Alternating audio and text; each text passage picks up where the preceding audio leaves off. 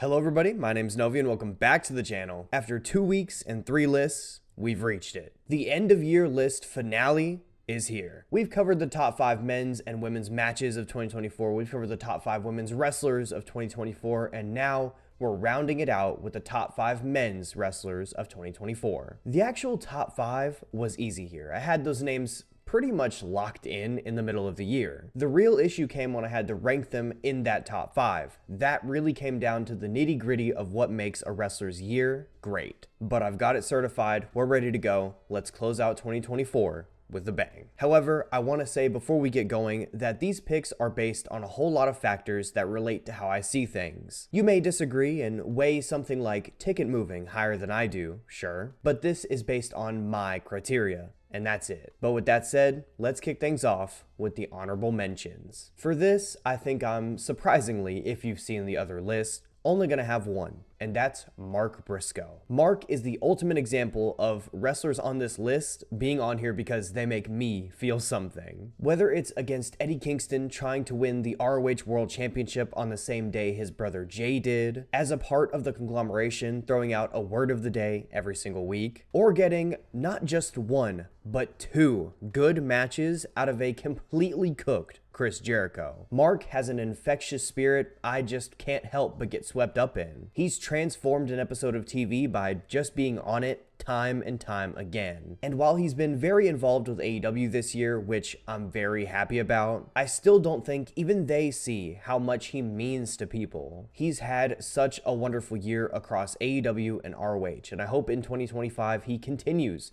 to be given opportunities to show people just how special he is. Now onto the actual top 5 list. In at number 5, I have CMLL's Hechicero. In Graps, it's easy for people to go underappreciated. There's just so many wrestlers to pay attention to at any given moment that there's bound to be some who fall through the cracks. Widely speaking, Hechicero is that kind of wrestler, where at 23 years of in-ring experience, he's just now finally getting the recognition that by all accounts, he's deserved. Not just from fans internationally, but also from his home promotion, who's been putting him in some big spots this year. The Danielson match, Zack Sabre Jr. 1 and 2, the Mask vs. Mask 4-way, the tournament finals with Mystico. He has been so impressive in each one of these outings, showing off his unique style where he's busting out moves that you've never seen before at a rate that should be practically impossible. Then he mixes in some power stuff, even a little bit of the aerial game,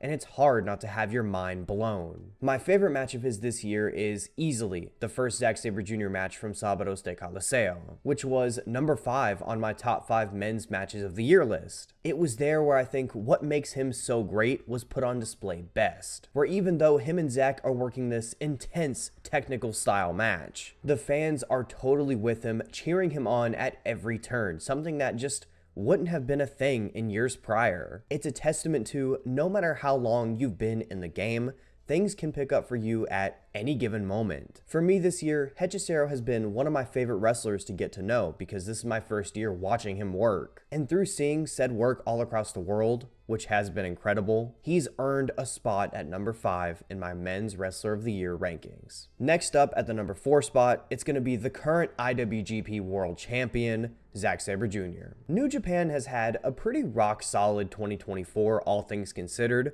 but the first half of the year was a little shaky. Weird decisions for title wins all across the card, young guys not being presented like they should, and most of all, a very worn down champion in Tetsuya Naito. Of course, he wasn't the champion the whole way through, Mox got to have his run over the summer, but even still, after all that was done, it was pretty clear that it was always going to be Naito as they looked towards Wrestle Kingdom. That was a scary prospect because Naito, no matter how many tickets he still drew and no matter how much the fans still loved him, just couldn't go like he used to. So New Japan, finally realizing this, decided to do something abnormal. They decided to have Zack Sabre Jr. win the G1 Climax, the first Gaijin win since Kenny Omega. A fan-appealing win, no doubt, but also a deserved one considering all Zack had done for them this year. In that shaky period I talked about, Zack was still there, delivering in all his matches. You could give him almost any opponent and he'd bring out the absolute best in them. And on top of that, probably give them their match of the year. Then if we go to the G1 itself,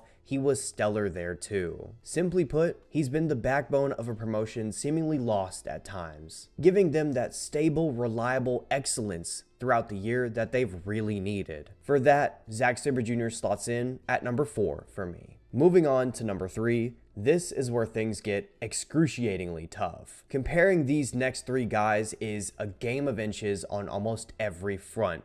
Let that be known. However, there has to be a ranking, and for the number 3 spot, I've decided to go with the American Dragon, Bryan Danielson. In the final full-time year of his career, he delivers an otherworldly in-ring output, just as you'd expect. The high-end stuff is off the charts as usual, and all the rest is just as good in its own special way. I mean, just scrolling his cage match is a whole lot of fun in 2024, just looking at all the little matches you might have forgotten about. For example, that Collision run where he faced Nagata, Akiyama, Hechicero, and Shibata, all in the course of a few months. Those are all really great special matches that just find themselves lost in Danielson's greatness this year. On top of all that, he also has the AEW World Championship win at Wembley Stadium, where I can put my criticisms of it all aside for a second and say that was just a special, special moment. It's insane that this deep into his career, with injuries piling up,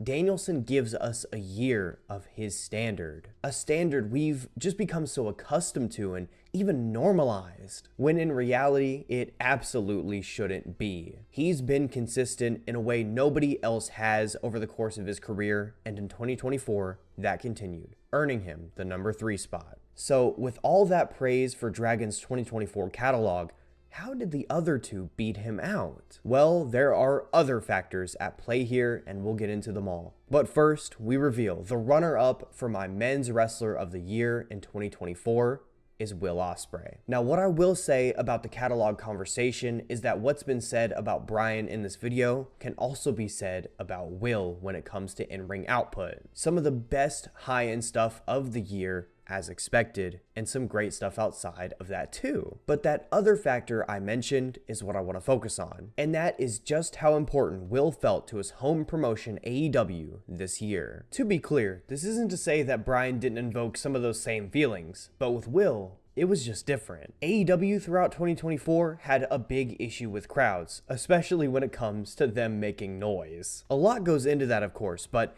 if you only watched Will Ospreay, you wouldn't know that was an issue. He would transform the energy of a room. People would come up for him in a way they would for only one other person on the entire roster. And I don't want it to be understated just how important that is for me as a viewer. Then, when it came to what he'd do next after those big pops, he'd deliver in those matches like I mentioned, combining 2 key factors in what I focus on in making my Wrestler of the Year rankings in such a wonderful way, on a level that I think is untouched by nearly anyone else in 2024. That's why Will Ospreay comes in as the runner-up for my 2024 Men's Wrestler of the Year. Now we get to the grand finale after an entire year of promos, feuds, segments, all of it, after the 3 lists we've already uploaded on the channel. My Men's Wrestler of the Year for 2024 is Swerve Strickland. Swerve's 2024 is uniquely special compared to anyone else on this list. Not because he's not having incredible matches or anything like that. He absolutely is. It's just that this year, as AEW World Champion,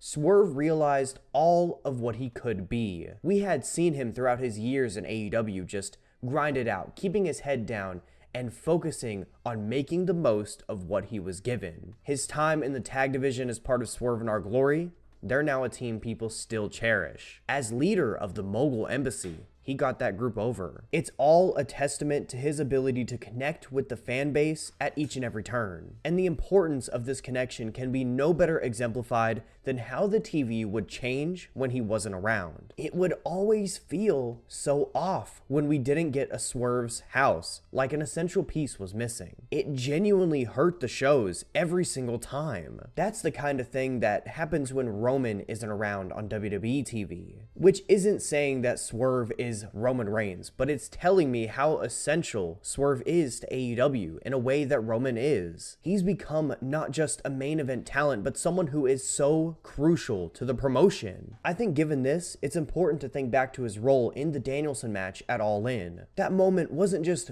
big for Bryan Danielson, it was also majorly important for Swerve Strickland. Not just because he did so much to elevate the match in the build, how he made the world title feel like the ultimate prize, but also because of how he never felt out of place in the match itself. In front of 50,000 people, Swerve put on a performance worthy of the god status he had built himself up to be in the promotion. Yes, it has to be said that the booking, especially him beating Ospreay, where AEW made their choice in terms of who would become the face of the company, helped him out a ton. But even still, he made the most out of said choice. He gave them no choice but to make that choice. He made himself the face of AEW. He cemented his title reign amongst the best in company history. This story of Swerve becoming this level of star is what I'll think about when I think of wrestling in 2024, which is why I'm certain Swerve Strickland is the 2024